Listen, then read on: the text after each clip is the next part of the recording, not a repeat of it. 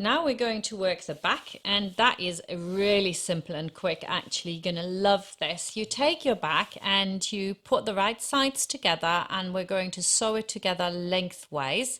1 centimeter seam allowance all the way down.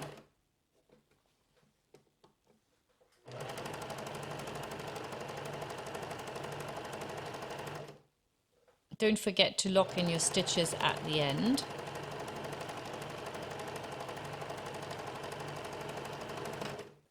And then we're going to, just with a tip, you don't want to crease on the rest of the fabric, just with the tip of the iron, we're going to iron that seam apart. And then we're going to turn it.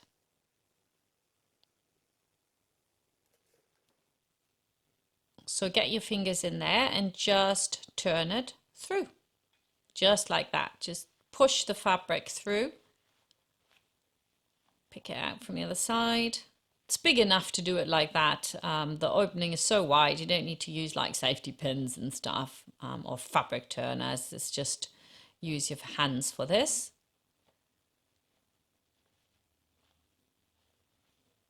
Brilliant. Now, one thing you want to do is have that seam at the center. You don't want it at the top. You want it at the center. It's way better. It looks nice and it's easier to put the elastic through.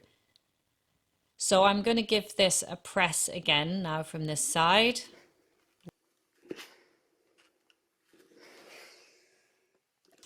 Oh, and here you can see I've cut my 4 bits of elastic. They are at the ready. And now I'm going to mark my tunnels. To be fair, they're exactly 1 inch, and your sewing machine actually has all those markings on it. And to be fair, I didn't really use these markings. The moment I sat on the sewing machine, I was just like going for the inch mark or the 2.5 centimeter mark on my sewing machine, rather than using the lines I did here. And having a tunnel that's 2.5 centimeters wide, when your elastic is only 1.5, gives it plenty of movement room. And this is fold over elastic. The reason that it doesn't fold over is because you've got that movement room for the elastic in it. If you make the tunnel smaller, it will fold over, and then it's not a good elastic to use at all. Then you would need to use the standard elastic, which is way more expensive, and it's thicker and doesn't look so nice. And so, yeah. Make sure that the tunnels are 1 inch or 2.5 centimeters wide. Right, over to the sewing machine. Stitch this in. You can use stitch length 3 or 2.5 for that. It doesn't really matter. Nobody's going to see those stitches after. Just line it up with the lines on your needle plate. And I've also got lines on the little plastic part below the needle plate, which I can also line it up with. And as you can see, I'm not really sewing on the lines that I've done there. I'm slightly off it. I'm just looking at my markings on my sewing machine, and that's perfectly fine.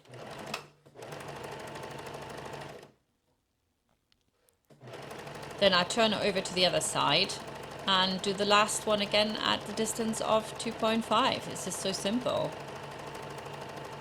Very nice and straight lines is what we want.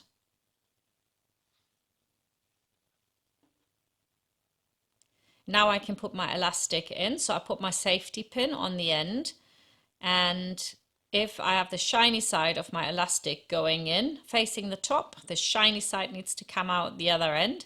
Make sure that you don't let it slip in on the other side. Through. And I'm perfect example for, oh, don't let it slip in. Quick, put a pin in there. Move it along.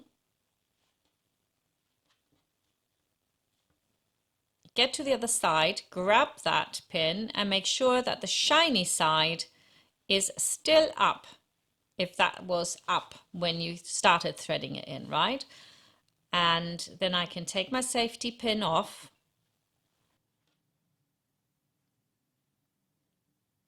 And I can let it slip, oops, not that far. Pop it back out a bit and put a pin in to secure it.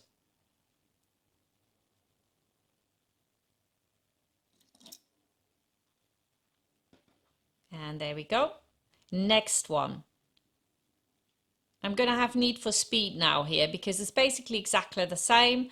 Make sure that the side that is up when you're threading it in is up when you're threading it out the other side. That way you are sure that it does not fold over. Secure it on one side, move it through and come out the other end. Pop it in. Also put a pin into this one. Stretch it out so it's nice and even.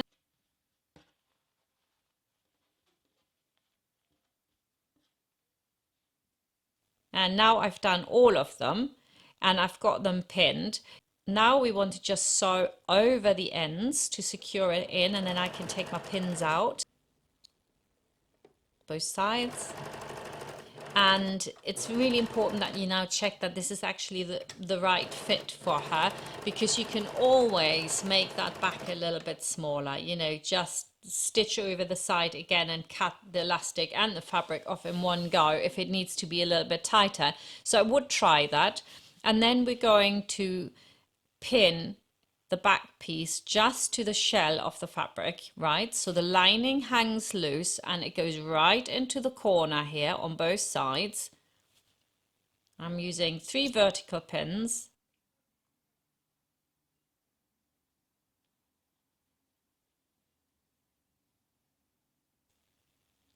And now I can go through my turning gap and grab that end and pull it through. You don't need to pull it through all the way. As long as you pull it through so you have got those seams standing out, that is absolutely fine. Then we're going to pin the lining to it as well. So I'm folding over my seam allowance. Don't necessarily have to do that, but you can, and I'm sewing straight across there. Stitch length 2.5, not too big on this because you don't ever want this to rip out. This is so small, I cut back my seam allowance so much, I'm just sewing straight over it. Then you pull it out and you get a really beautiful result. You can, you know, cut off any stray threads, keep it tidy as you go. And then we can do the other side. Move it over and do exactly the same. We pin it just to the shell fabric.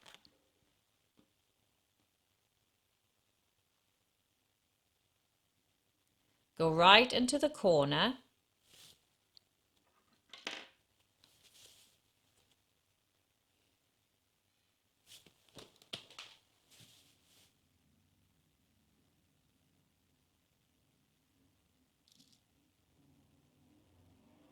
And now we turn this through the turning gap as well. My turning gap ended up being right on the side because I changed my front width. And so you want to make sure that your turning gap isn't too close to the seam like mine. And I'm going to just fiddle that round, that seam allowance, and do exactly what I did on the other side. It's actually a very simple technique. And pin in there, and we'll sew across that one, and that's it really. Looks absolutely beautiful, right? Perfect.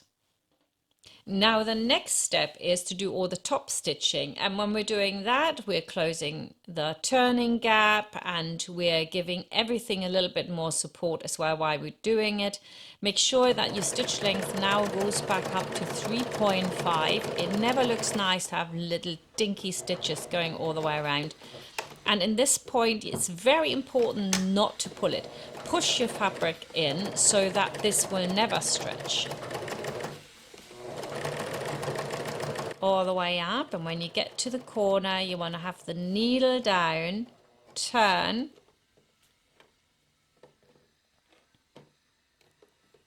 and go across the front. Make sure the lining doesn't show. Well, I'm actually going a little bit round over here. There we go.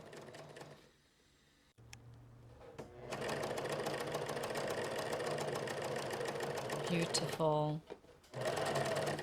So along the edge, always line it up with that same fixed point. I tell you, once you have your fixed point on your sewing machine down, it'll be so easy because you go on autopilot and it'll always come out nice. It does take practice, but I mean, you will get there. If I can do it, anyone can. And now I'm going down. And that's my second stitch securing my elastic, so really that can't go anywhere afterwards. So it's important to measure that this actually fits your child. Super, super important. Turn, because you don't want to go in now, right? All the top stitching is done, elastic is done. If it's too small or if it's too big or whatever, you haven't checked it, it's a real disaster. If you do it before you sew the back into the front, then yeah, it's no problem, is it? Just make sure that the chest circumference is a little bit less than the actual measurement on your child, so that there is a little bit of tension through the elastic. That's what you want. Make sure the edges in the gap area lie exactly on top of each other.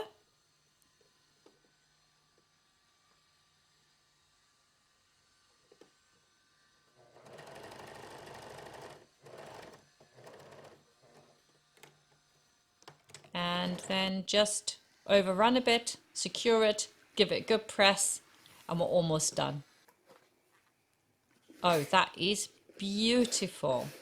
Great stuff. All we need to do now is secure our straps to the back, and we do that in the next chapter.